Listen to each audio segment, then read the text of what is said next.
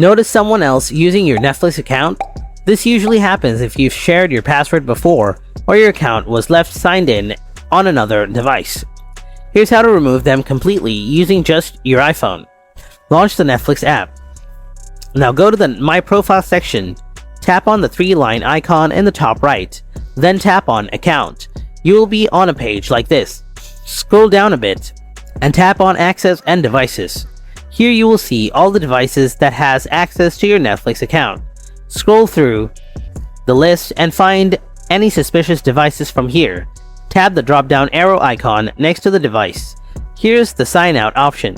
Tap on it and that device will be signed out from your Netflix account right away. And that's it. You successfully removed anyone using your Netflix account from your iPhone.